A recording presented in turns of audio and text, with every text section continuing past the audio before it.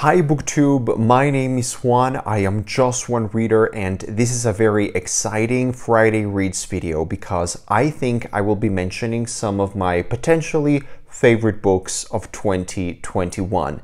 So stay tuned, grab a pen, grab some paper, and get ready to write down some books that I think you should read. And yeah, so hopefully this video will be chock full of recommendations for you. I think some of these gems could potentially surprise you a lot. So let's get started with a book that I finished sometime around last week, maybe the year before, but I will count it in this video. The Story of the Lost Child. This is the fourth and final volume on the Neapolitan series by Elena Ferrante, the Neapolitan Quartet or the Neapolitan novels, the Elena Ferrante popular books. Final entry, and oh what a beautiful morning. No, what a great ending to an absolutely wonderful series. Even though this was certainly not my favorite entry in the series, just because I found it a little bit too political in some places, and I am not a reader who enjoys necessarily reading about politics and all of these kind of very brainy things that the characters discuss at some points in the novel. It's not the entire novel, it's just some parts of the novel which I found a little lacking in like real human drama and just a little bloated with, you know, feeling for me. But this is a very personal taste kind of thing. It was the way that I subjectively felt about those politics portions of the books. But this book was really great, and the ending in particular, the actual ending of the series, it was really great. It was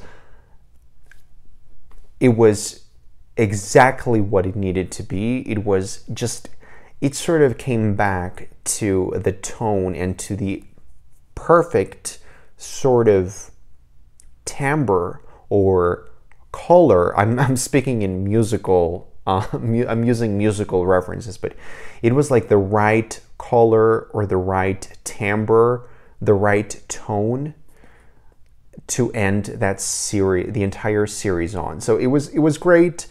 4 stars, not more, 4 stars, but I really enjoyed it. I made a separate book review video, a series review video talking about the Elena Ferrante Neapolitan novels. You can go and check that out, but I highly recommend that you check those out. Then I read something completely different because I just wanted to escape into something quite different, quite the opposite to this world. I just basically wanted something lighthearted, something juvenile, something funny and fast-paced, witty and you know, simple, even though I don't like that word. But you know, I read the Percy Jackson, the first book, The Lightning Thief. This is by Rick Riordan, and I have mixed feelings about this book, and I don't even think my opinion of this book is valid anymore because I am 30 years old and I am reading Percy Jackson. Why are you complaining, sir? You should not be reading this book. Well, I can read whatever the fuck I want, so I will say my piece. I really enjoyed the first section of the book. It's so witty, so funny, clever, completely Harry Potter derivative. Like, it's, you can, all throughout this book I could just see Harry Potter throughout. Like it was so deliberate, but in a good way. Not like Nevermore, The Trials of Morrigan Crow, where it's just like, bleh, it's yucky. Here, even though you can see the references to Harry Potter, and you can even see where the author is probably trying to get the Harry Potter audience, and, you know, let's be real, when this was published, you, as an author, you wanted to get the Harry Potter audience, because that was the audience that was really making the dollars. So you can just see that, you know, some of many points in this story are like supposed to trigger a very specific kind of Harry Potter kind of reader. And I don't really see a problem in that, because it's not done in a way like The Trials of Morrigan Crow, Nevermore, where it was just a bad book. But here, I actually really enjoyed the first section of the book. It was witty, it was clever, it was intelligent. I loved the Greek mythology references and the you know, the little tidbits of information, the trivia. But then the book becomes really dull.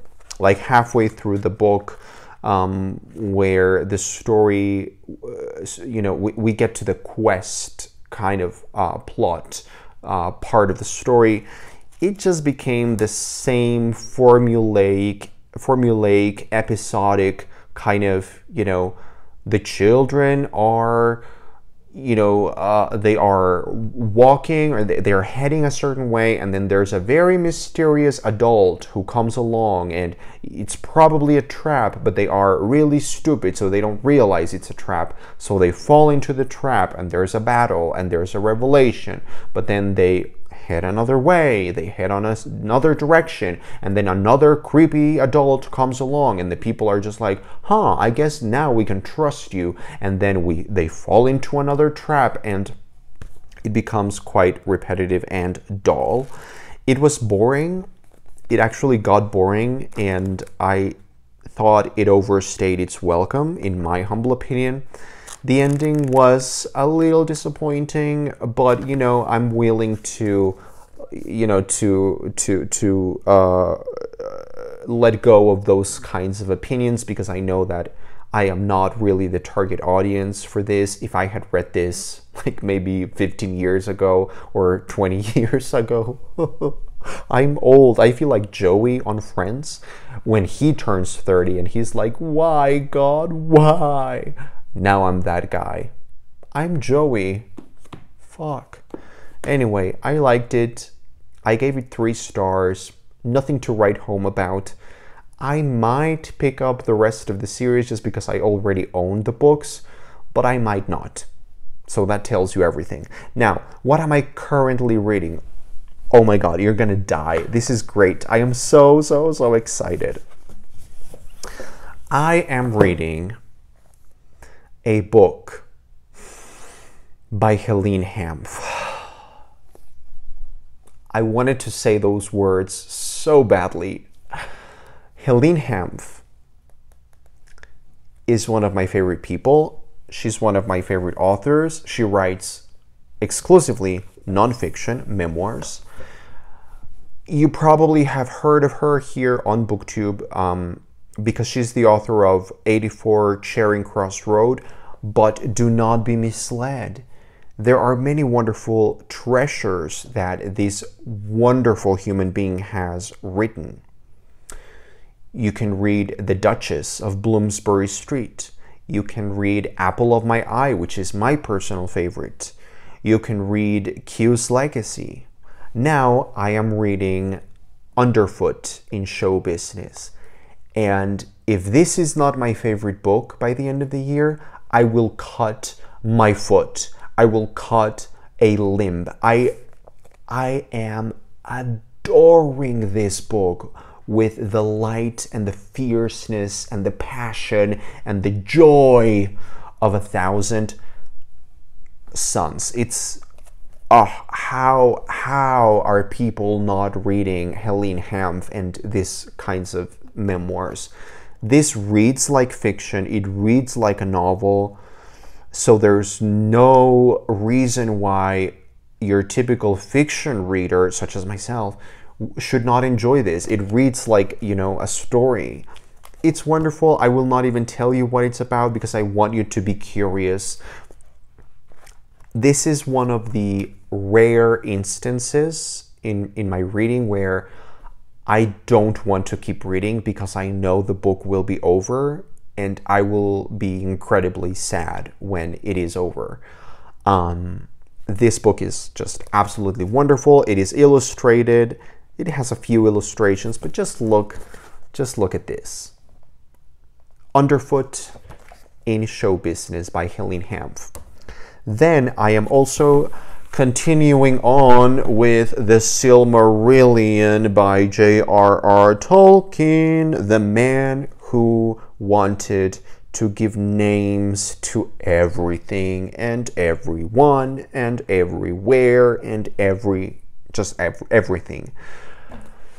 Look, the thing here with the Silmarillion is, it is what it is. If you expect it to be something different to what it is, you will be very frustrated. But if you know in advance, before you get into it, if you know what you're gonna get, then you will probably set yourself up for a much more pleasant experience. That's what I did. I knew there was not going to be a story in a traditional sense.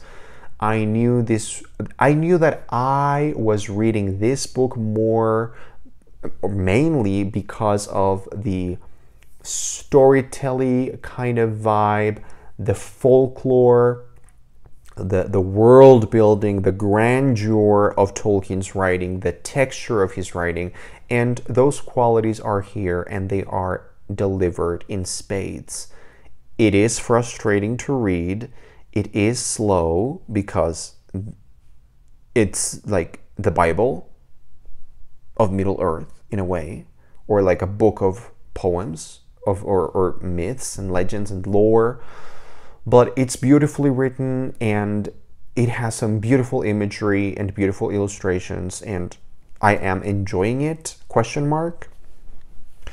Then I am reading my favorite book of all time. This must be like the 10th time that I've read this book, The Neverending Story by Michael Ende. The Neverending Story has been my favorite book ever since I first read it when I was very, very, very young. I must have read this for the first time when I was 9. So it's been, at least 20 years of reading this book. But the last time that I read it was like 10 years ago.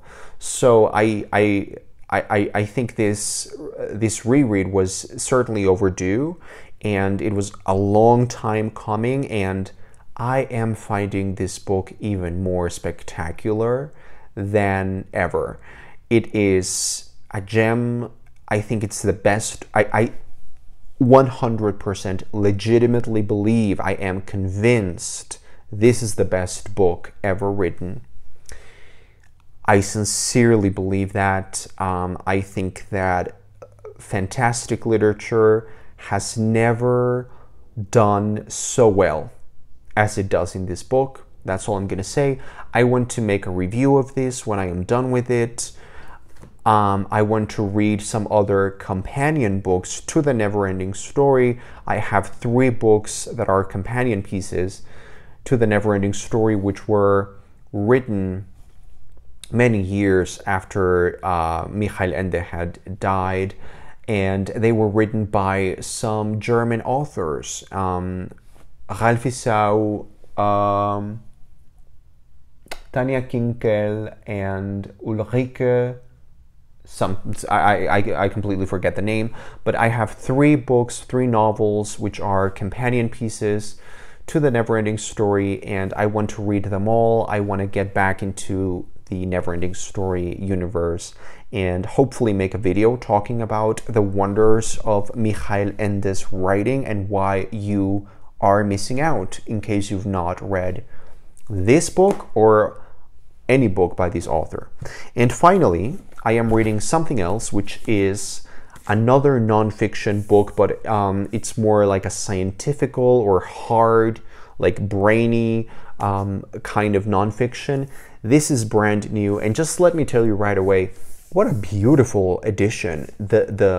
Actually, this is very similar to the color that I used to paint the walls in my house. It's a lovely, lovely almost like a teal, like a dark grayish green, like a teal. Very, very beautiful, lovely, lovely cover, very Japandi kind of cover, love it. So this book is The Hidden Spring, A Journey to the Source of Consciousness by Mark Solms. Mark Solms is a psychoanalyst, but he's also a neuroscientist, and he's one of the leading neuroscientists in the world, and he's actually now the leading man globally of the movement known as neuropsychoanalysis, which is a thing. Psychoanalysis has been now much more validated by neuroscience. Actually, there are many studies coming up of showing how scientifically, using technology and, you know, hard facts and information, many of the findings and many of the things and the theories that psychoanalysis had thought of decades ago, like 100 years ago or more, using inferences and deductions, you know, and that kind of reasoning, are now correct, and they are confirmed and validated, and it's very interesting.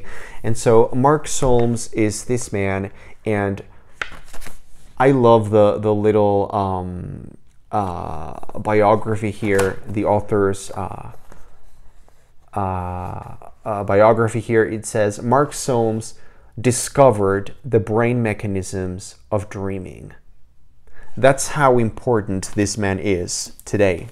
So I just started reading this. It's very, very, very heady and brainy, but it's absolutely mind-blowing, and he's actually trying to come up with a new theory of the mind, but more about consciousness.